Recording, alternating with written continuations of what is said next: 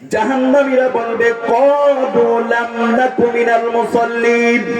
এই জান্নাতীরা শুনো, দুনিয়াতে আমরা মুসল্লি ছিলাম না, নামাজি ছিলাম না, নামাজ পড়তাম না।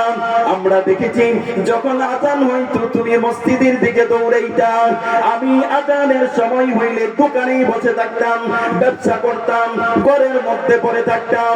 ও জান্নাতীরা, দুনিয়াতে আমরা মুসল্লি ছিলাম না, নামাজি ছিলাম না। আজকে কত মানুষ আল্লাহর ফরজ হুকুম নামাজটা ছেড়ে দিয়া স্ত্রীর দিকে দৌড়ায়, সন্তানের দিকে দৌড়ায়, সম্পদের দিকে দৌড়ায়, টাকা পয়সার দিকে দৌড়ায়, ব্যাংক ব্যালেন্সের দিকে দৌড়ায়। সে যে মরবে তার কোনো ধারণা নাই, মরবে না। দুনিয়াতে সন্তান পাইছে, সুখী, সাকসেসফুল, বাড়ি পাইছে সাকসেসফুল, নারী পাইছে সাকসেসফুল, অথচ আল্লাহ বলে এইটা তোমার সফলতা নয়। সফলতা কোনটা? ফামান যুহজিয়া আনিন নার ওয়া উদখিলাল জান্নাতা ফাকাদ ফাজ।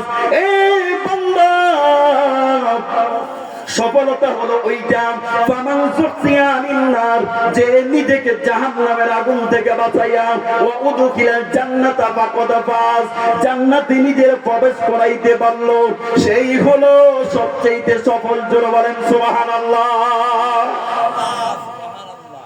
যারা বেনামাজি, ঈমান এনেছে, কালিমা পড়েছে, নামাজ পড়ে না, কোরআন অনুযায়ী সে জাহান্নামী।